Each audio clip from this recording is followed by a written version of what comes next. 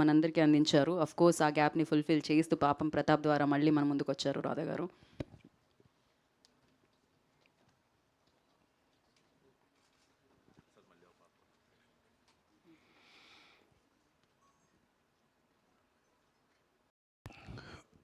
దాదాపుగా 10 సంవత్సరాల నుంచి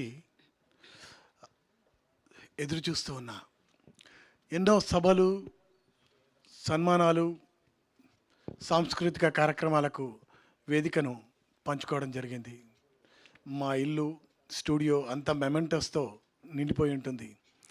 కానీ ఎక్కడో సంతృప్తి లేదు, మిస్ అయిపోతున్నా. గ్యాప్ వచ్చింది, పెద్ద గ్యాపే ఇది, చాలా పెద్ద గ్యాప్. ప్రతి ఒక్కరూ అడుగుతున్నారు, ఎందుకు గ్యాప్ వచ్చింది మీకు, ఎందుకు ఎందుకు ఆగారు, ఎందుకు మీరు సినిమాలు చేయట్లేదు.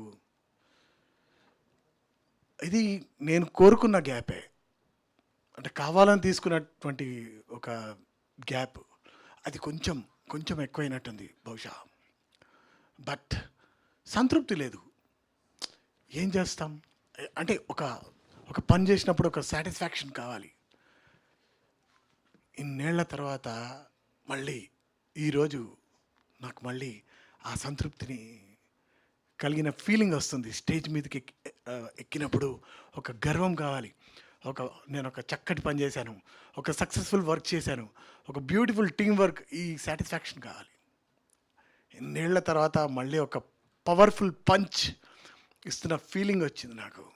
అది పాపం ప్రతాప్తో. ఈ గ్యాప్కి సార్థకత లభించింది అనిపించింది నాకు. ఎన్నో స్టోరీస్ విన్నా, ఏం చేయాలో తెలియట్లేదు. టైం వేస్ట్ తప్ప ఏం లేదు. బహుశా నేను మిస్ అయింది కూడా ఏం లేదు. పాపం ప్రతాప్, నరేష్ రాక్షసుడు ఒక 2-3 ఏళ్ల క్రితం వచ్చాడు నా దగ్గరికి. వచ్చి స్టోరీ చెప్పాడు, వెళ్ళిపోయాడు. మళ్ళీ వచ్చాడు, మళ్ళీ వచ్చాడు, మళ్ళీ వచ్చాడు, స్టోరీ చెప్తూనే ఉన్నాడు. అన్నా అన్నా చేయాలన్నా, మీరు కొట్టాలన్నా అంటాడు, ఏదేదో అనిపోతాడు. అర్థం కాడు ఆ క్యాండిడేట్. అంత ఆవేశం ఎక్కువ, చాలా ఏదో కసి.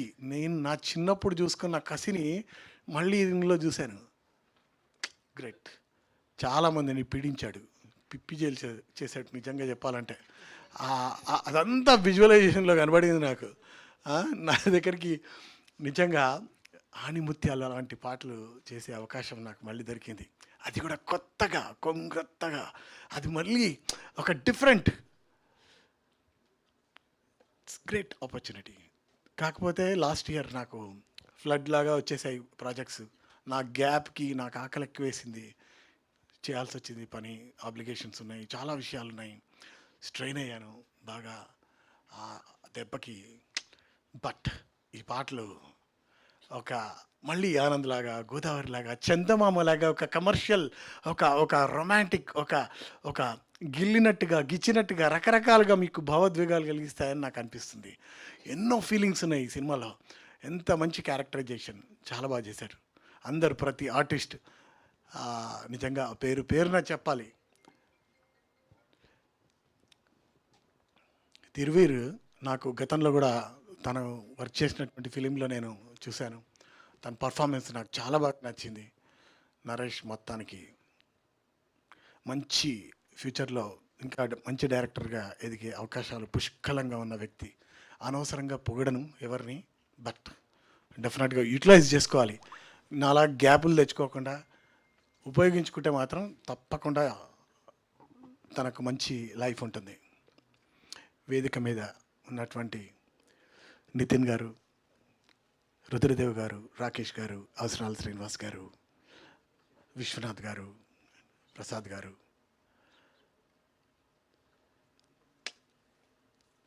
ఎవరిని మర్చిపోలేదు.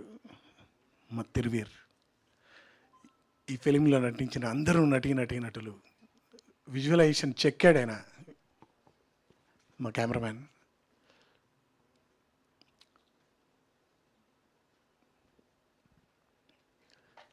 చిన్నప్పుడు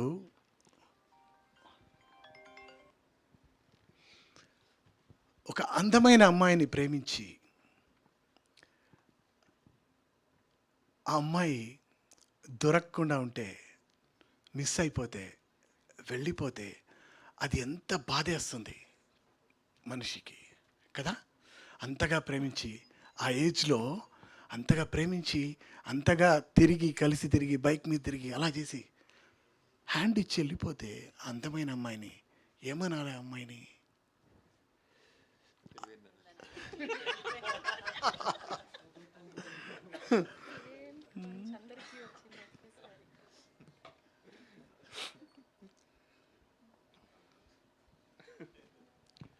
ఏమంటామంటే, గుండెకే గాయం చేసి నిండుగా నవ్వేస్తుంది, పుండుపై కారం చల్లి పువ్వులే చల్లేస్తుంది, మనసులో చోటిస్తున్నా మాటలే దాటేస్తుంది, పూటకో మాటను మార్చి మాటలే దాటేస్తుంది, గుండెకే గాయం చేసి.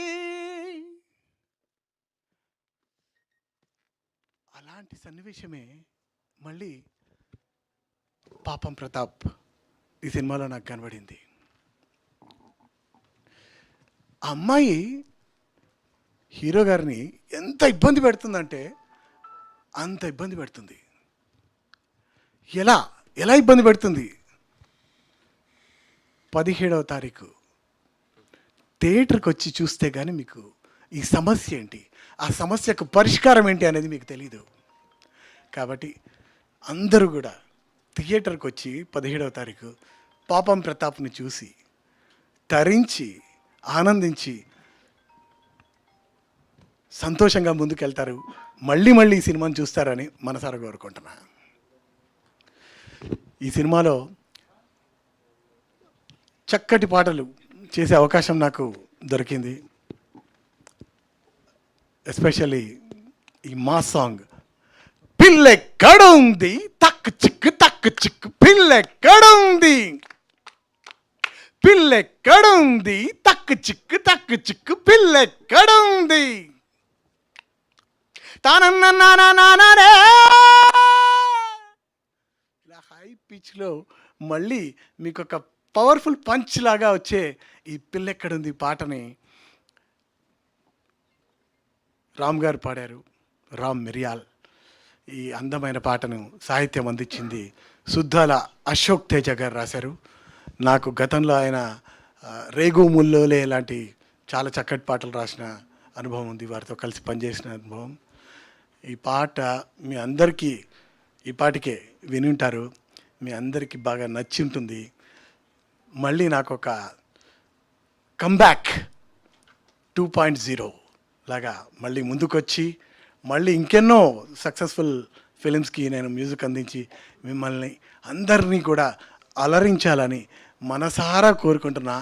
ఈ యొక్క టీంని అందరినీ కూడా మీరు ఆశీర్వదించి ఈ సినిమాని చూసి విజయవంతం చేసి మళ్ళీ మంచి మంచి ప్రయత్నాలు చేసేలా మీరందరూ ఆశీర్వదిస్తారని మనసారా కోరుకుంటున్నా. పాత్రికేయ మిత్రులందరికీ కూడా నాకు ఇష్టమైన ఈటీవీ సంస్థ, ఆ సంస్థ ద్వారానే నేను పాడుతా దిగాలో పార్టిసిపేట్ అయ్యొచ్చాను. నాకు ఇష్టమైన రామోజీరావు గారు, ఎస్పి బాలసుబ్రహ్మణ్యం గారు అందరిని అక్కడ చూసుకోగలిగాను. మంచి ప్రోత్సాహం ఇస్తారు ఈటీవీ సంస్థ వారు. ఈటీవీ సంస్థ వారికి మరొకసారికి ఈ సందర్భంగా కృతజ్ఞతలు తెలియజేసుకుంటూ నాకు ఈ అవకాశం ఇచ్చినందుకు మీ అందరికీ thank you very much. Thank you sir. మీ పాటలు ఎలా ఉంటాయంటే గోదావరి దగ్గర కూర్చొని చందమామను చూస్తుంటే వచ్చే ఆనందం ఎలా ఉంటుందో మీ పాటలు వింటుంటే కూడా అలానే ఉంటుంది. కాకపోతే ఇప్పుడు జనరేషన్కి ఆ గ్యాప్ వచ్చింది కాబట్టి ఇది పరామర్శ సభ, కానీ మీ పాటల పలకరింపు సభగా ఉంటే బాగుంటుందేమో అనిపిస్తుంది. అంటే ఓల్డ్ సాంగ్ సార్, ఒక్కొక్క లైన్ అలా మీ ఫేవరెట్ సాంగ్స్, మీరు ఇచ్చిన మా ఫేవరెట్ సాంగ్స్ని ఒక్కొక్క లైన్ అలా వెంటనే. అందంగా లేనా అసలేం బాలేనా నీడు జోడు కాననా అలుసైపోయానా అసలేమి కానా తానా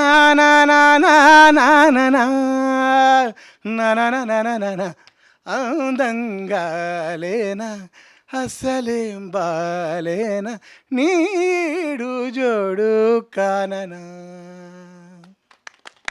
beautiful sir, thank you so much. చాలా ఇష్టమైన పాట ఇది. నేను 10th కంపోజ్ చేసిన సాంగ్ ఇది. ఓ ఇది ఆ తర్వాత ఒక 15 ఏళ్లకు ఇది ఫిలిం పేరు గోదావరి ద్వారా కంపోజ్ వేటూరు గారు ఎంత అద్భుతమైన సాహిత్యం రాశారు.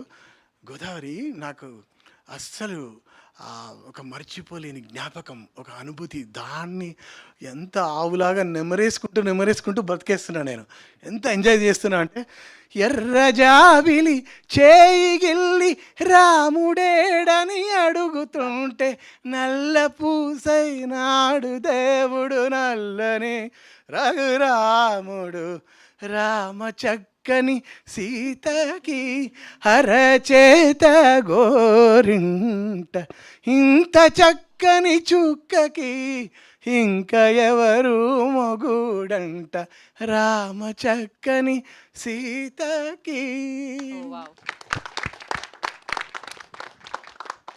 మనసా వాచా నిన్నే వలచా, నిన్నే ప్రేమించా, మాట దాచా, కాలాలు వేచా, నడిచా నిన్నే నీడగా. మనసా వాచా. సార్ లాస్ట్ మీ మూవ్ కూడా బాగుంది సార్. థ్యాంక్ యూ రాధాకృష్ణ గారు, thank you so much. Win అంటేనే నాస్టాలజీ